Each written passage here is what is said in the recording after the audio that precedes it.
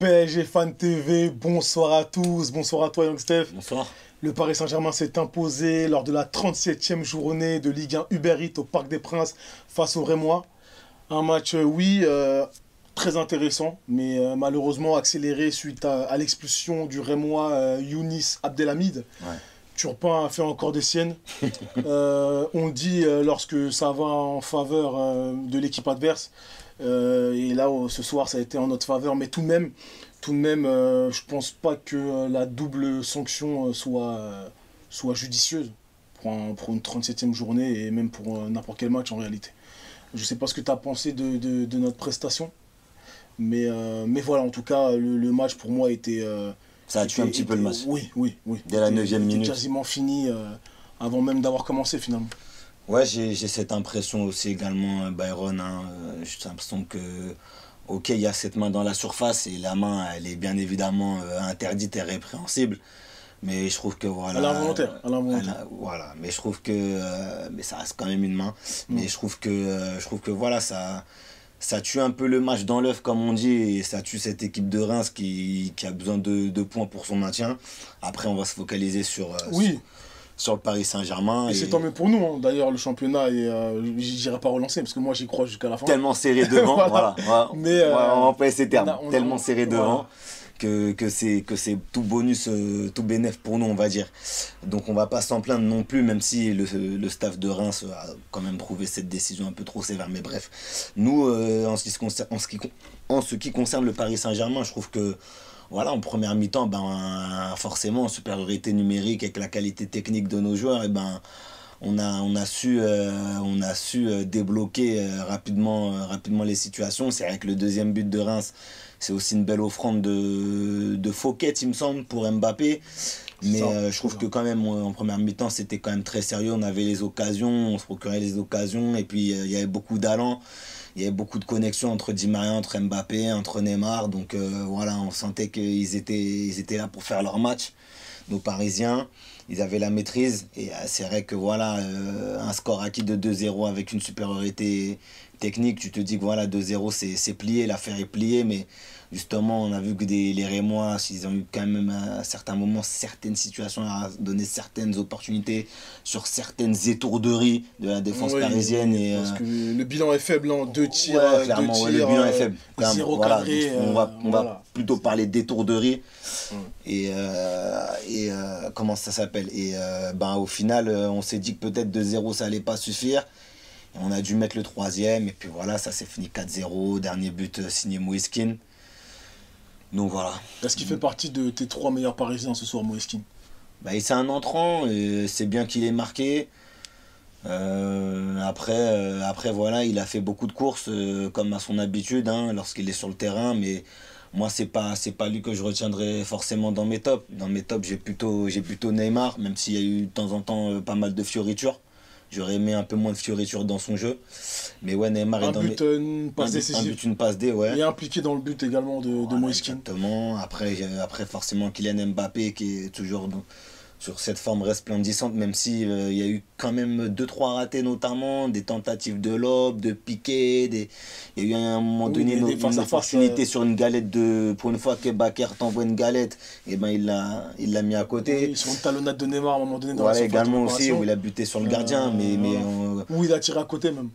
Il a tiré à côté aussi, ouais. Donc non, mais même mis à part ça, voilà, Mbappé pour tout ce qu'il apporte et puis la forme dont il nous fait part là actuellement, on est obligé de le mettre dans les tops, encore buteur ce soir.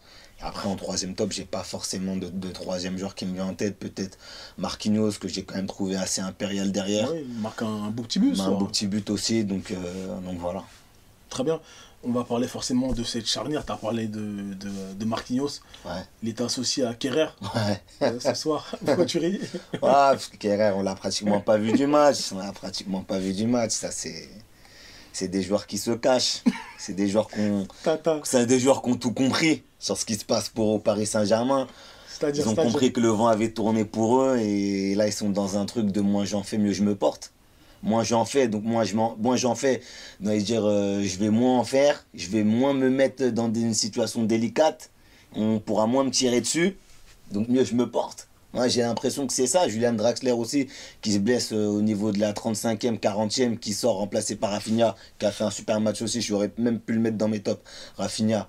Et ben, pareil, Julian Draxler, fantomatique sur les 40 minutes qu'il a eu à jouer. Donc, voilà, c'est un peu du moi j'en fais mieux, je me porte. Et moi, ça me plaît pas trop. Ça me plaît pas trop. Après, Genre d'attitude. si l'équipe, sur le soir en tout cas, sur la journée, marche bien, comme ça, après moi je pense pas qu'il se cache. Hein. Mais je pense juste qu'il a été très peu sollicité. Tant mieux.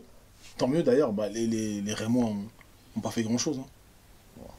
Bah, clairement, deux tirs, 0, Ouais, 0 cadré. oui, si tu veux, oui. Bilan, Bah, les chiffres ne mentent pas, voilà. comme on dit.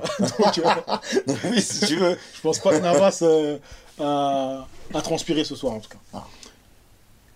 Voilà. Non, je te dis, il a pas transpiré, non.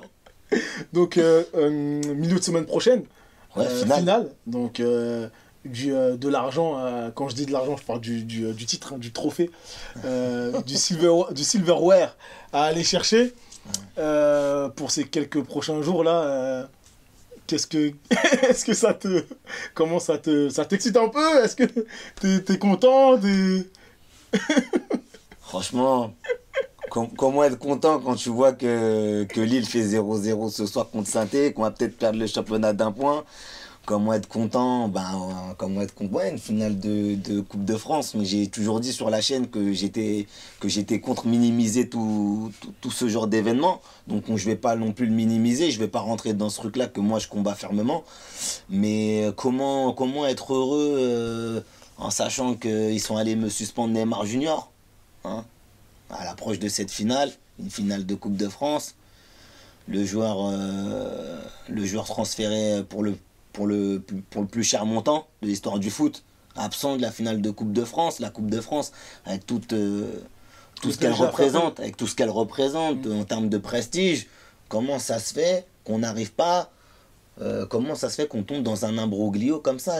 Franchement, si on revoit la faute contre Montpellier, c'était scandaleux aussi. C'est n'importe quoi, ça méritait même pas un carton. Le mec est juste rentré sur le terrain pour 5 minutes, après il y avait une séance de tir au but.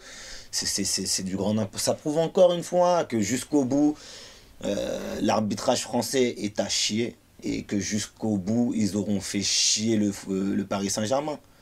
Que le Paris Saint-Germain soit en Final 8 au Portugal, que le Paris Saint-Germain soit en demi-finale de Coupe de France au mois de mai contre Montpellier, ils l'auront fait chier jusqu'au bout. Ils nous auront fait chier jusqu'au bout. C'est censé être le club qui le représente le mieux sur la scène européenne. Le Paris Saint-Germain a quand même gratté pratiquement la moitié des points, hein, au niveau du statut, coefficient, la UEFA, là, cette année. C'est nous qui avons ramassé la moitié. Hein. C'est comme ça qu'on nous traite. Après, voilà. Le Paris Saint-Germain, voilà, je suis supporter, donc je prends parti.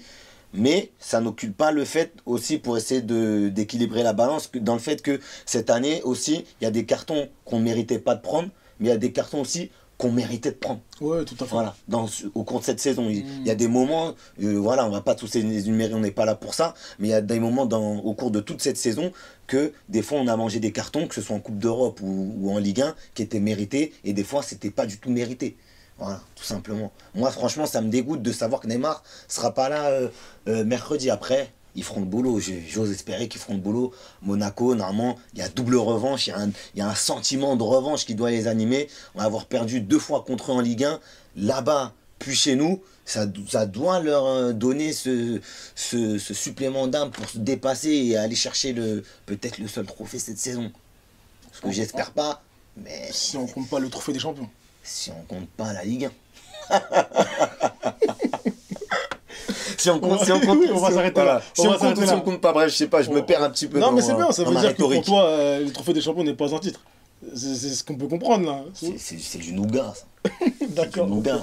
Déjà, trophée des champions, c'est une appellation, c'est du grand n'importe quoi. Partout ailleurs, ils appellent ça Super Coupe d'Italie, Super Coupe d'Espagne. Il n'y a que nous, on est là, on veut faire les mecs, Super Coupe, trophée des champions.